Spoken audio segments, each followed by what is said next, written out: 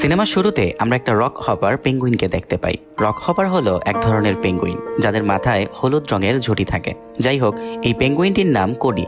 সে ডকুমেন্টারির জন্য একটি ইন্টারভিউ দিচ্ছিল। কোডির সার্ফিংয়ের অনেক শখ ছিল।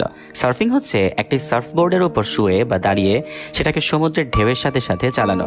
যাই হোক, কোডি তার সার্ফিং দক্ষতা আরও বাড়ানোর জন্য পুরোটা সময় সার্ফিং করতে থাকে। কোডি অ্যান্টার্কটিকার শিভারপুল নামক একটি জায়গায় বাস করত। এখানকার বাকি পেঙ্গুইন কোডিকে সবসময় সার্ফিং করতে দেখে তাকে অপদার্থ মনে করত, কারণ বাকি পেঙ্গুইনরা অন্যান্য আরো অনেক কাজ করত, তার মধ্যে একটি হচ্ছে মাছ ধরা। কিন্তু কোডি এইগুলো করতো না। তাদের কাছে এইসব সার্ফিং এর কোনো ভ্যালু নেই। কিন্তু কোডি তাদের কথায় কান দিত না। সে তার নিজের মতো করে সার্ফিং শেখার কাজ চালিয়ে যেত। কোডির মায়ের নাম অ্যাডনা। ওর একটি বড় ভাইও আছে যার নাম গ্লেন। গ্লেন তার ভাইয়ের এমন অহেতুক কাজটা খুব একটা পছন্দ করত না। গ্লেন সবসময় কোডিকে বিরক্ত করত। ওদের বাবা নেই। একদিন সে মাছ ধরছিল, তখন একটি শার্ক তার বাবার উপর আক্রমণ করার কারণে তার বাবা মারা যায়। কোডি ইন্টারভিউতে বিগজি নামের একজন বিখ্যাত সার্ফারের কথা বলে, যাকে কোডি তার আইডল মনে করে। বিগজি অনেক সার্ফিং প্রতিযোগিতায় চ্যাম্পিয়ন হয়েছিল। অনেক বছর আগে যখন কোডি ছোট ছিল তখন বিগজি অ্যান্টার্কটিকা এসেছিল। সেখানে প্রথমবারের মতো বিগজির সাথে কোডির দেখা হয়। কোডি বিগজিকে দেখে অনেক খুশি হয়। বিগজি কোডিকে একটি নেকলেস পরিয়ে দেয়, যেটা কোডির কাছে অনেক মূল্যবান। সে এখন অবধি নেকলেসটি যত্ন করে রেখেছে। তখন থেকেই কোডি বিগজির মতো বিখ্যাত সার্ফার হওয়ার সিদ্ধান্ত নেয়। একদিন মাইকেল নামের একটি পাখি কোডির শহরে শিভারপুলে চলে আসে। মাইকেল কোডিকে খোঁজার জন্য এখানে এসেছে। মাইকেল কোডিকে বলে, আমি পেঙ্গুইন আইল্যান্ড থেকে এসেছি। সেখানে কিছুদিন পরেই বিগজি মেমোরিয়াল সার্ফিং চ্যাম্পিয়ন শুরু হবে, আর আমি এজন্য প্রতিযোগীর খোঁজে তোমার কাছে এসেছি। কোডি এটা শুনে অনেক খুশি হয়ে যায়, কারণ এটাই তার ট্যালেন্ট দেখানোর আসল সময়। এদিনটির জন্যই কোডি অপেক্ষা করছিল। কোডি দৌড়ে ঘরে যায় এবং সেখান থেকে সার্ফবোর্ড নিয়ে আসে। সার্ফবোর্ডের সাহায্যে কোডি সার্ফিং করে মাইকেলকে দেখাতে থাকে, তাকে ইমপ্রেস করার জন্য। কিন্তু ওই সময় সমুদ্রে কোনো ঢেউ ছিল না, যার কারণে কোডি কিছু করতে পারছিল না। মাইকেল কোডিকে বলে, তোমার এখনো অনেক কিছু শেখার আছে, মন খারাপ করো না, আগামী বছর তুমি অংশগ্রহণ করতে পারবে। এটা বলে মাইকেল চলে যেতে থাকে। কিন্তু কোডি কোনোভাবেই এই সুযোগটা হাতছাড়া করতে চাচ্ছিল না, তাই সে সার্ফিং করে মাইকেলের পিছু নিতে থাকে। অনেকটা পথ যাওয়ার পর কোডি মাইকেলের কাছে পৌঁছে যায়। মাইকেল কোডির এমন আগ্রহ কৌতূহল দেখে তাকে প্রতিযোগিতায় অংশগ্রহণের সুযোগ দেয়। কোডির সাথে একটি মুরগির দেখা হয় যার নাম জয়ী। জয়ীও এই প্রতিযোগিতায় অংশগ্রহণের জন্য এসেছে। ওদের দুজনের কাহিনী একই রকম ছিল, এজন্য দুজন খুব দ্রুত বন্ধু হয়ে যায়। মাইকেল কিছু প্রতিযোগীকে নিয়ে পেঙ্গুইন আইল্যান্ডে চলে আসে। আইল্যান্ডে পৌঁছেই কোডি একটি মেয়েকে দেখে এবং প্রথম দেখাতেই কোডির মেয়েটিকে ভালো লাগে। মেয়েটির নাম ছিল লানি, কিন্তু সে লানির সাথে কথা বলছিল না।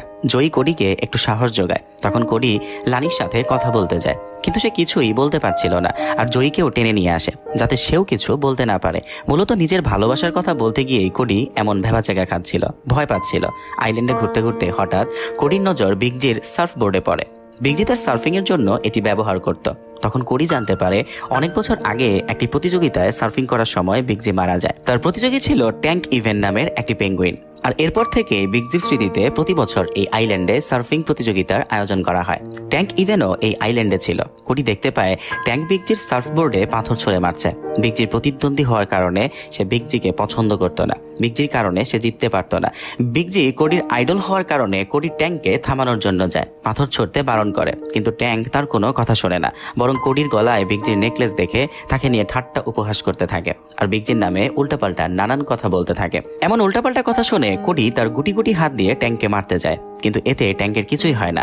ওদের ঝগড়া দেখে প্রতিযোগিতার অর্গানাইজার রেগি ওইখানে চলে আসে এবং ওদেরকে থামিয়ে দেয়। কোডি ভীষণ জেদ করে ট্যাঙ্ককে বলে, আমি যে কোনো সময় তোমার সাথে প্রতিযোগিতা করতে প্রস্তুত। কোডির এমন কথা শুনে রেগি ট্যাঙ্ক ও কোডির মধ্যে প্রতিযোগিতার আয়োজন করে। সার্ফিং শুরু হয়। কোডি তার নিজের উপর পূর্ণ বিশ্বাস ছিল সে জিতবে, কিন্তু অনেকটা পথ যাওয়ার পর কোডি সার্ফবোর্ড থেকে পানিতে পড়ে যায়। এতে ঢেউয়ের কারণে কোডি পানিতে ডুবতে শুরু করে। ঠিক তখন লানি এসে কোডিকে পানির নিচ থেকে তুলে কিনারায় নিয়ে আসে। কোডি ততক্ষণে জ্ঞান হারিয়ে ফেলেছিল। লানি তার জ্ঞান ফেরানোর চেষ্টা চালিয়ে যায়। ট্যাঙ্ক জিতে যাওয়ার কারণে অনেক ভাব নিয়ে সেখান থেকে চলে যায়, কিন্তু অনেক আঘাত পাওয়ার কারণে কোডির হুঁশ ফিরছিল না। এজন্য লানি ওকে নিয়ে তার আঙ্কেল গিকের কাছে যায়। গিক কোডির চিকিৎসা করে। কোডির হুঁশ ফিরে আসে। অনেক রাত হয়ে গিয়েছিল, বাইরে ঝুম বৃষ্টি। এজন্য বিশ্রাম করার জন্য লানি কোডিকে তার আঙ্কেলের কাছেই রেখে যায়। সকাল হতে গিক কোডিকে জাগানোর জন্য আসে। সে এসে দেখে কোডি একেবারে সুস্থ হয়ে গিয়েছে। হঠাৎ কোডি লক্ষ্য করে তার গলায় থাকা বিগজির দেওয়া সেই নেকলেসটা নেই। তার ভীষণ দুশ্চিন্তা হয়। দুজন মিলে নেকলেসটি জঙ্গলে খুঁজতে শুরু করে, কিন্তু কোথাও খুঁজে পাচ্ছিল না। কোরির ভীষণ মন খারাপ হয়। এরপর গিক কোরিকে বিচে ফিরে যাওয়ার রাস্তা দেখিয়ে দিয়ে চলে যায়। কোরি ভাবতে থাকে ট্যাঙ্কের কাছে সে হেরে গিয়েছে, এমন বিচে ফিরে গিয়ে সে সবাইকে মুখ দেখাবে কি করে, তাই সে এই জঙ্গলে বসে থাকে। এদিকে গিক তার ছোট্ট করে ঘরে ঢুকে সেই নেকলেসটি খুঁজে পায়। নেকলেস পাওয়া মাত্রই সে এটি নিয়ে বাইরে বেরিয়ে আসে কোরির কাছে যাওয়ার জন্য। সে বাইরে বেরিয়ে কোরিকে তার নেকলেস ফিরিয়ে দেয়, কিন্তু সে লক্ষ্য করে কোরি উদাসমনি একটি গাছের টুকরা অর্থাৎ লাকড়ির উপর বসে আছে।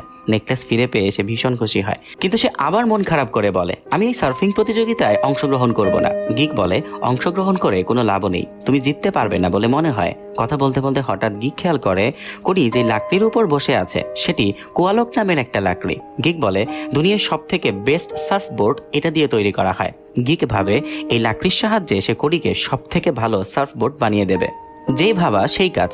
গিক একটি দড়ির সাহায্যে লাকড়িটি বেঁধে টানতে থাকে আর কোরি ঠেলতে শুরু করে, কিন্তু দুর্ভাগ্যবশত জায়গাটি ঢালু হওয়ার কারণে গিক লাকড়ির সাথে পিছনে গড়িয়ে গড়িয়ে দূরে গিয়ে পড়ে। লাকড়ি নিচে পড়ে গেলেও গিক জ্বলে থাকে। এরপর সে উপরে উঠে আসে, কোরিও সেখানে চলে আসে। কোরি দেখে তার সামনে বিশাল এক বিচ যেটা খালি পড়ে আছে, কেউ নেই ওইখানে। এটা দেখে সে ভীষণ খুশি হয়, কারণ এখানে সার্ফিং করতে গেলে কেউ তাকে বিরক্ত করবে না, শান্তিমতো সব করতে পারবে। কোরি বিচের কাছে যায়, সেখানে সে একটি কুঁড়ে ঘর ও অনেকগুলো সার্ফবোর্ড দেখতে পায়, যেগুলো একসময় বিগজি ব্যবহার করেছিল। কোরি কিছুটা ধারণা করে যে বিগজি হয়তো এখানেই থাকতো আর এখানেই সার্ফবোর্ড বানাতো। গিক কুঁড়ে ঘরে ঢুকে সেখানে থাকা জিনিসপত্র দেখে মন খারাপ করে, উদাস হয়ে পড়ে।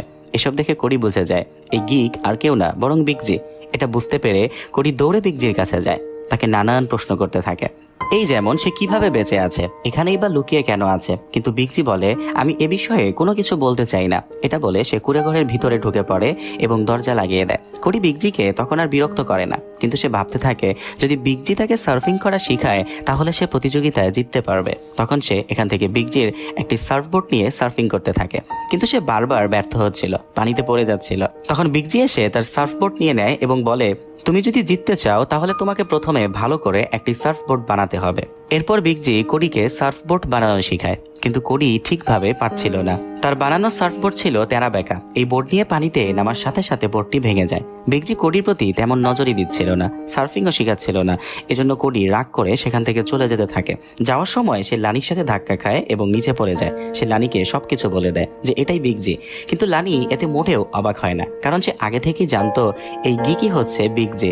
লানি যখন জানতে পারে বিগজি বিচে গিয়েছে তখন সে ভীষণ খুশি হয়। লানি বলে আমি এত বছরেও চেষ্টা করে বিগজিকে বিচে নিয়ে আসতে পারিনি। প্রতিদিন আমি তাকে আসতে বলেছি কিন্তু আসেনি, তুমি একদিনেই এই কাজ করে দেখিয়েছ। লানি আরো বলে তুমি কি এমন একটি জায়গায় যেতে চাও যেখানে গেলে খুব মজা হবে? কোরি যাওয়ার জন্য রাজি হয়ে যায়। ওরা দুজন একটি গুহার ভিতর যায় এবং সেখানে সার্ফবোর্ডের উপর সার্ফিং করতে থাকে। সার্ফিং করে ওরা দুজন পুরো গুহা ঘুরে বেড়ায়, অনেক মজা করতে থাকে দুজন। লানি কোরিকে বিগজির ব্যাপারেও বলে, ও বলে বিগজি তোমাকে যেভাবে সার্ফবোর্ড বানাতে বলেছে তুমি সেভাবে চেষ্টা করো। এরপর কোরি সেই বিচে যায় এবং বিগজির কথা মতো মন দিয়ে সার্ফবোর্ড বানাতে শুরু করে। ও এবার ভীষণ সিরিয়াস হয়ে যায়। ঝোপের আড়াল থেকে বিগজি কোরিকে দেখছিল। কোরির এমন ইচ্ছাশক্তি দেখে তার ভীষণ ভালো লাগে।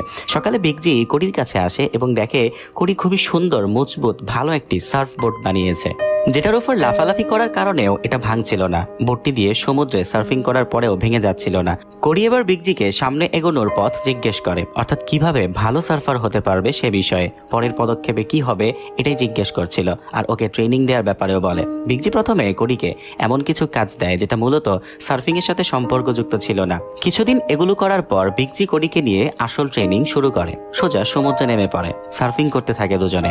সার্ফিং করতে করতে বিগজি কোরিকে অনেক কিছু শেখায়। লানিও ওদের দুজনের সাথে যোগদান করে। সার্ফিং করতে করতে কোরি অনেক কিছু শিখে যায়। ও বুঝে যায় সার্ফিং এর সময় কোন জিনিসগুলো করা উচিত নয়। কোরি অনেক আত্মবিশ্বাসী হয়ে ওঠে। প্রতিযোগিতা শুরু হওয়ার একদিন আগে রাতের বেলা কোরি বিগজিকে প্রতিযোগিতা দেখার জন্য আসতে বলে, কিন্তু বিগজি মানা করে দেয়। এটা শুনে কোরি এইসব কিছুর কারণ জানতে চায় এবং জোর করে তাকে বলে আজকে আমাকে সবকিছু বলতেই হবে। কোরির এমন জোরাজোরি দেখে বিগজি ওকে আসল সত্যিটা বলতে রাজি হয়ে যায়। অনেক বছর আগে বিগজি ও ট্যাঙ্কের মধ্যে প্রতিযোগিতা হয়। বিগজির কনফিডেন্স ছিল সে জিতবে, কিন্তু দেখা যায় ট্যাঙ্ক তার থেকে অনেক দক্ষ ছিল। ওভার কনফিডেন্টের কারণে বিগজি হেরে গিয়েছিল। সে অন্য এক কিনারায় আসে এবং ভাবতে থাকে সে তার ফ্যানদের কিভাবে মুখ দেখাবে, সে তো হেরে গিয়েছে। এজন্য বিগজি মরে যাওয়ার নাটক করে যাতে করে কেউ তাকে পরাজিত না বলতে পারে। এসব কিছু শুনে কোডি বলে, আমি আপনাকে অনেক সাহসী ভেবেছিলাম, আর আপনি এভাবে নিজেকে গুটিয়ে রেখেছেন। কোডির অনেক রাগ হয়, যার কারণে সে তার নেকলেসটি পানিতে ছুঁড়ে মারে এবং তার সার্ফবোর্ড নিয়ে চলে যায়। সকাল হতেই কোডি জয়ীর সাথে সেই বিচে চলে যায়। সেখানে ট্যাঙ্ক সহ বাকি সবাই উপস্থিত ছিল।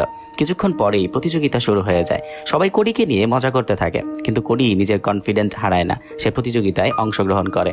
সার্ফিং শুরু হয়ে যায়। কোডি সার্ফিং করতে করতে ওদের কথা ভাবতে থাকে, যারা কোডিকে নিয়ে সবসময় মজা করত এবং অপদার্থ মনে করত। এই আক্রোশের কারণে সে খুব ভালো পারফর্ম করে।